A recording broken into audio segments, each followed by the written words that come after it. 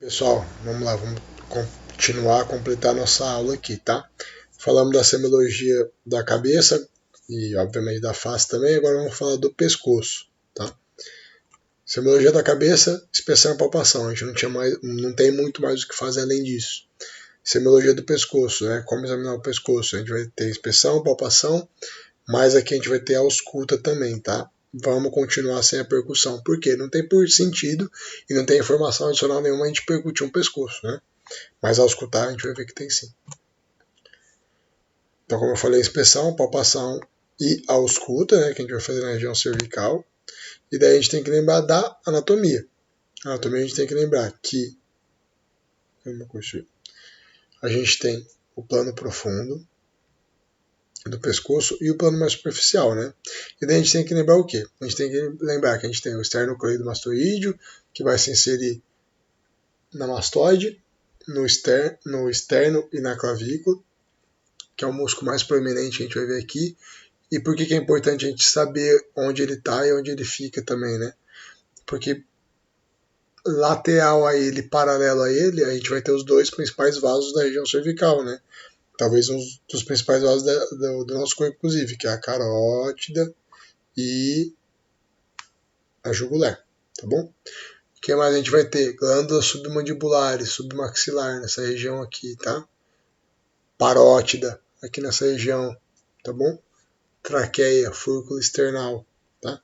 Então, sempre para a gente conseguir ter um bom raciocínio clínico, a anatomia obviamente é super importante, né? A gente tem que saber o que vai estar lá, o que pode estar alterado naquela região, para a gente começar a pensar nas doenças. Se a gente não souber qual a estrutura que está lá, a gente não vai conseguir nem pensar qual doença que pode existir. Inspeção geral. Basicamente, olhar, observar o quê? Cicatrizes, presença de linfonodo, tireoide aumentado ou não, massa, coloração, edema, tumoração, presença de sinal flogístico, né, que é tumor, rubor, calor, hiperemia, ausência, presença de sinal infeccioso, presença de necrose, tá bom? Então é olhar, observar e descrever tudo aquilo que você está vendo, tá? Ainda que seja só mentalmente, mas descrever. Depois, obviamente, anotar tudo certinho, né? Cadeias ganglionares são importantes? Sim, são importantes. Por quê? Se o paciente tem uma queixa na de orofaringe, de nariz, não, da cabeça, couro cabeludo, região posterior occipital, é importante a gente saber as cadeias ganglionares. Por quê? Porque tudo isso aqui, né, cabeça e pescoço, drena para a região cervical. Então a gente vai saber se o paciente está com uma infecção na garganta e ele está com uma dor nessa região aqui, ó, né, cadeia cervical 2A, 3, a gente vai ficar tranquilo, porque provavelmente são linfonodos inflamatórios, estão tendo reações, estão reativos à inflamação, a infecção está acontecendo, que provavelmente quando se resolver isso daí, vai sair. Pô, doutor, eu estou com um pouco de dor de garganta e eu estou com um linfonodo aqui atrás. Daí talvez não, a gente tem que ficar mais atento. O paciente, de repente, a gente até pode tentar tranquilizar ele. Obviamente, a gente vai tratar aquele processo inflamatório, infeccioso que está acontecendo, mas vai observar de perto. Por quê? Porque, pô, não é uma cadeia que costuma inflamar, ter reação quando a dor de garganta, ou quando é alguma dor na região, na boca, por exemplo, tá? Pô, tô com dor no couro cabeludo aqui na parte de trás. Inflamou aqui, tá com um gânglio aumentado aqui, é um gânglio que de repente ele até não é tão doloroso, é um pouco endurecido. Fica mais atento, tá? Então é importante a gente saber as cadeias ganglionares. A gente tem a cadeia ganglionar 1, e ela se divide entre 1A e 1B, né? Então a 1A ela fica nessa região aqui, ó, né? Do músculo que vai do mento, do queixo até o ióide, tá? Ele divide entre 1A e 1B, né? Então daí a gente vai ter a parte anterior, que é um A, e obviamente vai ter o lado direito e o lado esquerdo, então é um pouco mais extenso aqui, né? E a região B, que é principalmente a região submandibular, né? Cadeia ganglionar, que é 2A, ela fica paralela, né? Margeando a parte superior do esternocleidomastoídeo, né? A 2B ela fica bem pertinho da mastoide, já, como vocês podem observar, tá? A 3 ela fica logo abaixo do osso ióide e inferior à cadeia ganglionar 2A. E a cadeia ganglionar 4 ela fica inferior a 3. e qual que é a altura que a gente vai achar mais ou menos a altura da clavícula, tá bom? Cadeia 5A e 5B, a 5A ela fica posterior ao músculo esternocleidomastoide, e aí a 5A fica superior à clavícula, a 5B inferior. E a cadeia cervical 6 é essa mais anterior. Em alguns livros vocês vão achar até a cadeia ganglionar 7, tá bom? Então, para que a gente tem que saber a cadeia ganglionar? Por conta do que eu falei, né? Para saber para onde está drenando, né? Normalmente a gente utiliza o dedo indicador e médio para quê? Para palpação. Lembra que eu falo na aula prática? Sempre. Nunca palpe com um dedo só, sempre palpe com dois. De preferência paralelo, né? O que mais que a gente tem que fazer? Tem que fazer uma palpação simultânea bilateral. Pode fazer unilateral? Pode, mas o ideal é bilateral, porque a gente compara. Se a gente percebe um gânglio aqui, mas não está tocando do outro lado, talvez seja só um gânglio, um linfonodo, que é um pouquinho maior nesse paciente, porque ou não maior, mas é mais proeminente, porque o paciente tem o pescoço mais magro, um pouco mais alongado. Tá? Se a gente está palpando o outro lado ao mesmo tempo e vê que tem uma alteração, ou melhor, nota o linfonodo de um lado e vê que do outro está bem semelhante, a gente não vai ficar preocupado. Dificilmente uma doença que está alterando os dois lados, né? Então, por isso que é sempre bom fazer simultânea bilateral e não só unilateral, tá? Porque a gente consegue comparar. Sempre que a gente compara os dois lados, fica mais fácil da gente ter certeza, saber o que está acontecendo. E pelo menos 2 dedos. Se a gente conseguir colocar 3 dedos paralelos, né, até melhor. Mas 2 já está de bom tamanho, tá bom? E aí depois saber o tamanho da polpa digital, como eu falo sempre, né? De pelo menos um dos seus dedos, para a gente ter noção do tamanho de lesões ou de tumorações que pode acontecer, tá? A gente tem também, além dessa divisão aqui, né, de 1 a 6, existem as cadeias pré-auriculares, daí é mais fácil a gente saber, né, porque são cadeias que ficam anterior à orelha, a auricular, que fica logo atrás da orelha, na verdade, e a occipital, fica bem aqui no occipício, né, onde, um pouquinho para trás, de onde se insere o esternocleidomastoide na região da mastoide. A gente tem a cadeia tonsilar. Onde fica a cadeia tonsilar? No ângulo da mandíbula. O que ela drena principalmente? Drena principalmente rino e orofaringe. Então é comum um paciente que está com uma dor de garganta, amidalite, com processo de sinusite um pouco intenso, o paciente tem dor nessa região aqui, aumento do linfonodo, tá? Você palpa, é um linfonodo que ele tá fibroelástico, mas ele tá bem doloroso, o paciente se incomoda na hora que você toca ele, tá? E principalmente nessa região aqui. Cadeia submandibular, onde fica, obviamente, sob a mandíbula, né? Então, quando que a gente vai ter um aumento das cadeias submandibulares? Infecções ou inflamações de origem odontológica, né? Odontogênica. Então, pode inflamar essa região. A gente estou com a glândula submandibular infeccionada, a parótida também pode inflamar essa região aqui, tá? Aqui. Oh, Deus. Aqui, ó. Cadeia submentoniana, né? Mesma coisa. Infecções odontogênicas da parte mais anterior, né? Então, principalmente dos incisivos, né? Tanto superior quanto inferior, mas principalmente inferior. Os caninos também, né? Incisivo central, lateral. Cadeia cervical superficial, né? Ela começa no esternocleidomastoide, onde? Na altura da mandíbula. E onde que ela fica?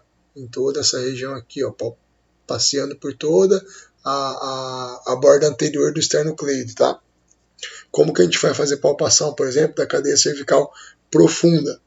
A gente tem a cadeia cervical superficial, como eu falei, fica na borda do esternocleidomastoide, mas por baixo aqui do esternocleidomastoide, que vocês conseguem notar aqui, ó, a gente também tem linfonodo. Esses linfonodos podem aumentar. É fácil palpar? Obviamente que eles vão ser mais difíceis de palpar do que esses linfonodos aqui que estão mais superficiais, mas é possível. E como? A gente vai utilizar a mão em gancho, não vai ninguém matar e enforcar o paciente, mas a gente vai colocar a mão por baixo do esternocleidomastoide, deixando ele na nossa mão mesmo, com a mão em garra, assim, ó, né? Pegando aqui com o polegar a parte superficial e com os outros dedos a parte profunda, tá? Cadeia cervical posterior, onde que a gente vai ver? Borda do trapézio, tá? Ela vai descer aqui, ó, por toda a parte posterior, margeando a borda do trapézio, desde lá da região occipital, tá bom? Cadeia supraclavicular é da região cervical? Não é, mas ela é importante porque se tem linfonodo aumentado em geral, já está indicando para a gente doenças tumorais com metástases às vezes até distância, tá? Então, e não custa, né? A gente está fazendo palpação cervical anterior, lateral, posterior. Por que na hora que a gente faz a palpação posterior, a gente já não vem e palpa também aqui, ó, a região supraclavicular? A gente pode ter informação importante. Às vezes o paciente chega por um outro motivo, por uma outra queixa. E na hora que você palpa aqui, você começa a investigar. Ele pode estar com algum tumor da região do trato gastrointestinal, tá? Então fiquem atentos, tá? Não deixe de palpar, não custa. E daqui é o resuminho, né, das cadeias ganglionares que eu falei, né? A gente tem a cadeia auricular posterior, a periauricular, a cadeia da parótida, que fica exatamente em cima, né, da glândula parótida, a tonsilar, que se inflama muito em infecções da rino e orofaringe, a submandibular, a gente tem a cadeia superficial, a cadeia cervical superficial, que fica por cima do esternocleido, principalmente na borda anterior dele, e a profunda, que a gente vai conseguir palpar fazendo aquela mão em garra, né? E a supraclavicular que eu mostrei aqui, né? Essa boneteira aqui que a gente tem, né? Na região supraescapular. Se eu encontro um linfonodo, o que eu tenho que fazer com o linfonodo? O que eu tenho que definir dele? Além do que a gente já sabe dos outros sistemas, o linfonodo a gente tem que ter mais atenção ainda. Por quê? A consistência, tamanho, presença de dor ou não, mobilidade, tudo isso daí pode levar a gente a pensar em doenças mais graves, né, ou doenças inflamatórias, doenças congênitas, né, doenças que estão há mais tempo com o paciente, ou doenças mais sérias, né, como o câncer, por exemplo. Então, tamanho, tá normal? Tá normal. Mas por que eu palpei se está normal? Porque, sei lá, o paciente tem o pescoço mais magro, pescoço mais alongado. Em mulher, a musculatura é menos intensa, é mais fácil a gente palpar também, tá? Sem necessariamente estar aumentado, tá bom? Então a gente tem que ver se está normal ou não, né? E se tiver aumentado, o quanto aumentado, né? Lembra aquele negocinho da polpa digital? Formato, ele tem qual que é o formato? É o formato do linfonodo, um pouco ovalado. Não, mas esse linfonodo que eu estou palpando, ele parece estar um pouco mais esférico. Esse aqui está com o formato um pouco irregular. Organização, se está isolado, se está em grupo, se é um linfonodo que só ele está aumentado, ou quando a gente começa a palpar a cadeia, está toda a cadeia aumentada, tá? E aí, principalmente essa parte aqui, né? Esses três últimos itens aqui, mobilidade, consistência e sensibilidade. Linfonodos móveis, quando a gente pega eles, mobiliza, eles não estão aderidos a plano profundo, em geral são linfonodos com características benignas. Linfonodo que a gente palpa, segura, na hora que a gente tenta mobilizar eles, parece que toda a estrutura que está mais profunda a ele está se movimentando junto ou não deixa ele se movimentar, em geral são linfonodos que a gente tem que ficar mais atento e denotam doenças mais graves.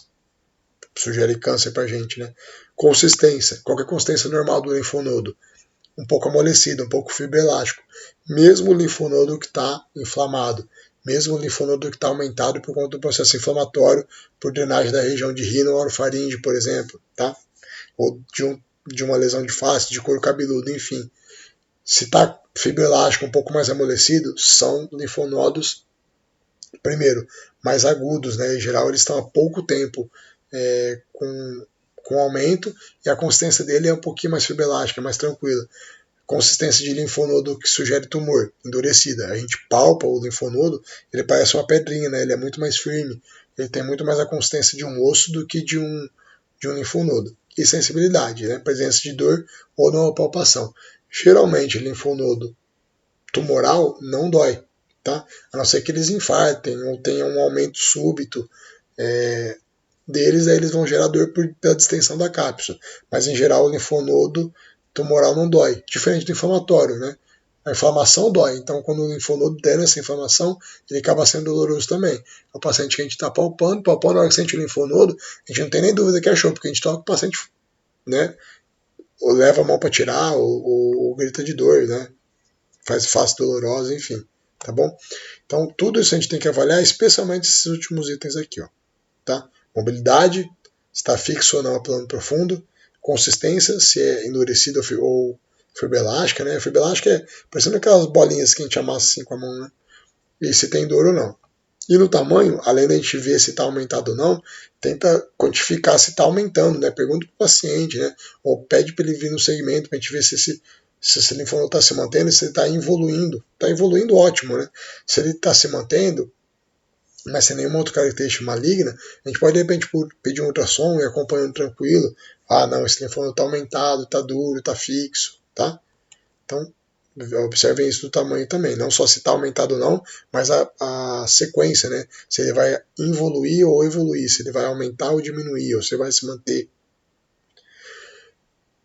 Como eu falei agora há pouco, né? Nem todo linfonodo palpável ele é patologicamente aumentado. Né? A maioria dos linfonodos aumentados eles são benignos, ainda que por alguma doença, né? Doença inflamatória normalmente, mas são benignos. Quando o processo inflamatório infeccioso se resolve, esse linfonodo volta a diminuir. Daí a gente fica tranquilo, né? Neoplasia maligna, como eu falei, o linfonodo ele tende a ser endurecido, coalescente, né? Então lembra que eu falei aqui para ver a organização? Se é isolado, em geral, são linfonodos que não geram preocupações maiores. Se eles estão agrupados, significa que estão drenando uma região tumoral, né? Então, normalmente, eles são endurecidos, coalescentes, né? Além deles aumentarem, eles começam a se unir, fixo à pele, né? Ou à pele, ou aos planos profundos. Então, pode ser que quando a gente mobiliza a pele, esse linfonodo venha junto, mas na hora que a gente tenta separar, a gente não consegue, né? E geralmente não tem característica inflamatória, né? Então ele não dói normalmente, né? Linfonodo maior que 2 centímetros e de aumento progressivo, a possibilidade de malignidade é mais provável do que nos menores, né? Então, como eu falei, não é só o aumento ou não, é o tamanho dele. Ah, tá aumentado, mas tá lá com 1 centímetro, dá pra gente ficar um pouco mais tranquilo. Tá aumentado, mas tá com 1 centímetro, mas antes tinha meio, pô, esse linfonodo tá aumentando. Eu vou ficar esperando ele aumentar demais? Não, vamos logo começar a investigar o que pode ser isso daí. Tratamos, né? Pô, palpei o linfonodo aqui, o paciente tá com uma dor de garganta, ou então tá com uma lesão na face, aqui tá com abscesso na face e com o linfonodo aumentado. Esse linfonodo aí tá doloroso, beleza, aumentou um pouquinho, tá fibroelástico, parece que não tá aderido profundo, então deve ser um linfonodo inflamatório. Beleza, vamos tratar o que tá podendo gerar ele. Pô, tratei aquela infecção, aquele abscesso da face, resolvi o problema, vamos ver como é que tá o linfonodo. Pô, ele tá aí ainda. Diminuiu um pouquinho, mas tá persistente. Vamos investigar ele, tá? Pode ser que é um linfonodo tumoral e que ele só aumentou naquele processo inflamatório. De repente foi até uma dica que ele deu para você, né? Então o linfonodo tratou o que a gente estava suspeitando estava gerando aumento dele, continua presente lá, tem que investigar. E aí, se vai ser com ultrassom, com biópsia por punção, com tomografia, enfim, a gente vai definir o local do linfonodo e o melhor método diagnóstico, né? Linfonodomegalia periférica, né? Então aquela mais superficial, associada ao aumento dos linfonodos profundo, mais uma coisa que alerta a gente para a possibilidade de neoplasia, né? Então, pô, palpei aqui, ó, região cervical. Beleza, cadeia superficial tá um pouco aumentada.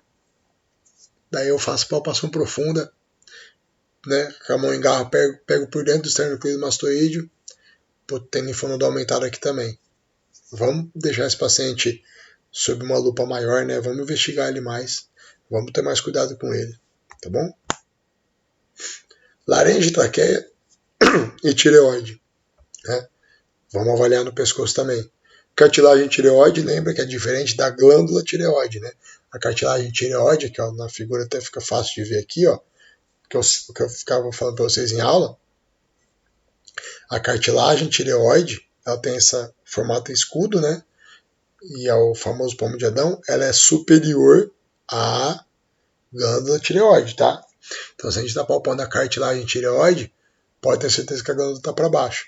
Lembra da membrana cricoide que eu falava para vocês? É essa aqui, ó, que ela fica entre a cartilagem cricoide e, desculpa, a cartilagem tireoide e a cartilagem cricoide. Aqui a gente tem a membrana cricotireoide, tá? Ela é um ponto importante para a gente fazer. Aqui, ó, ligamento cricotireoide, que tá até melhor para ver. Desculpa. É isso mesmo. Por quê? A gente consegue fazer uma incisão melhor, né? Uma incisão mais rápida, né? Pra gente fazer uma cricotireoidostomia. Em geral, ela não é definitiva, a gente vai precisar dar traco depois, mas ela é mais rápida, especialmente numa situação de trauma, alguma coisa assim, tá? E a glândula tireoide, porque eu falava para vocês que na região paramedial, paramediana é sempre mais fácil de palpar, por conta disso aqui, ó. Lobo direito, lobo esquerdo, muito maiores do que o istmo. Então é muito mais fácil a gente palpar a glândula tireoide na região paramediana, né, paralela à nossa traqueia aqui, do que na região central. E olha aqui, ó, o que é isso aqui, ó? Clavícula da paciente.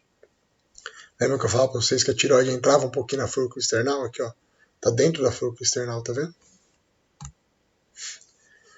Exame da tireoide é parte do exame cervical, né? Então, inspeção e palpação. E ausculta também. A gente vai ver tamanho, né? Então, se está aumentado ou não. Daqui, isso aqui a gente chama de bócio, tá vendo? Quando a gente começa a ver proeminente assim é o bócio, né? Se tem assimetria, tá vendo? Nesse lado aqui, o lado direito tá mais aumentado do que o esquerdo. Diferente dessa foto aqui, que tá aumentado, mas tá aumentado de maneira semelhante, tá? Presença de sinal inflamatório. O que é sinal inflamatório? Hiperemia, tumoração, dor local, tá bom? Tumefação, né? Então, que é parte dos sinais inflamatórios. Mobilidade. A tireoide normal, ela é móvel. Quando a gente está palpando e pede o paciente deglutir, a gente sente a tireoide subindo e descendo, né? Ela vai junto com a região cervical, com a laringe que sobe e desce. Se está presa, talvez tenha alguma neoplasia que está segurando ela, ou alguma lesão que está aderindo ela para o mais profundo e não deixando ela se mobilizar adequadamente. Ela fica, a glândula tireoide ela fica fixa na face pertraqueal, mas como eu falei, essa face ela também se mobiliza, né? Então a glândula tireoide ela é móvel na hora que a gente está fazendo a deglutição, né? Aqui, ó. Ela vai se deslocar para cima e para baixo com a deglutição, diferente do tecido gorduroso, que não vai se movimentar muito, né? E quando a gente for palpar a tireoide, a gente pode fazer tanto palpação anterior quanto aqui na foto, como vocês estão vendo aqui, né, por trás do paciente, né, posterior. Cuidado para a gente não ficar estimulando o barulho receptor, especialmente um pouquinho mais acima aqui, a gente tem o seio carotídeo, né? A gente pode se massagear demais, desenvolver um reflexo vasovagal, o paciente desmaiar. Se é um paciente mais idoso, que pode ter placa de ateromatose aqui, pode desprender um ateroma e gerar um AVC, né? Então, cuidado, né? Tentem palpar a tireoide só, né? Não fica brincando muito com a carótida. Como eu falei, a palpação, a abordagem posterior, a gente vai ficar em pé atrás do paciente examinado, né? O pescoço do paciente discretamente estendido, nunca pede para hiperestender e muito menos para refletir, tá? Se refletir, você vai esconder sua tireoide. Se ele hiperestender, você vai tensionar a musculatura dessa região e vai ficar difícil, tá bom? As duas mãos ao redor do pescoço, né? Daí a mão esquerda vai empurrar a traqueia direita, vai pedir para o paciente deglutir, e a mão direita vai deslizar sobre a cartilagem tireoide, até a gente achar, né? E aí o examinador vai sentir a glândula, tá bom? Depois a gente vai inverter para palpar o outro lado. A abordagem anterior, como que é? O examinador senta, né, à frente do paciente, ou pode ser que o paciente em pé também, ou então, se não quiser sentar, no mínimo se abaixa um pouquinho para ficar no mesmo nível, né? O lobo esquerdo, como que a gente vai palpar, né? A gente vai, a mão direita do examinador desloca a laringe para a direita e aí pede para o paciente deglutir. E depois inverte, tá? A ausculta. Lembra que no pescoço eu falei que vai ter ausculta? E a tireoide é uma região que a gente pode auscultar. Quando que a gente vai ter uma ausculta da tireoide, né? A gente vai ter sopro na região da tireoide quando o paciente tiver um hipotireoidismo ou uma neoplasia. Então eu coloquei o esteto lá, eu estou ouvindo um fluxo, estou ouvindo um sopro, semelhante ao sopro cardíaco mesmo. No mínimo você vai pedir algum exame de hormônio para o paciente e provavelmente de ultrassom também, né, já pensando na neoplasia. O que mais que a gente tem no pescoço? As veias jugulares e as artérias carótidas, né? E onde elas ficam? Protegidinhas aqui pelo esternocleidomastoídeo, tá? Por que é importante saber onde que elas ficam? E é importante saber que entre a inserção do esternocleido na parte external e da clavícula, nesse triângulo aqui, né, onde se divide entre cabeça external e clavicular, é um ponto importante para quê? Para a punção de acesso venoso central, tá bom? Como que a gente vai fazer? Vai inserir a agulha em direção à linha mamilar, num ângulo de 30 graus mais ou menos. Inserir aspirando. E o que a gente vai puncionar? Carótida. Tá? Bom, pessoal, a gente obviamente vai ter agora a oportunidade de tirar algumas dúvidas, né, ao vivo. Eu continuo à disposição, obviamente, para vocês nas aulas práticas também, então me perguntem, né? De repente surgir dúvidas sobre outras questões de aulas anteriores ou de aulas práticas, enfim. Fiquem à vontade, ainda que não sejam aulas minhas também, na medida que eu souber orientar e explicar direitinho para vocês, faço isso com o maior prazer, tá bom? Eu sei que online às vezes é um pouquinho mais difícil, né? Aula gravada, enfim, ou sem estar presente, né? Mas a gente tem até amenizando aí. No mínimo nas aulas práticas a gente consegue explicar um pouquinho melhor se não for o suficiente só pelo vídeo aqui. Tá bom? Bons estudos aí para vocês.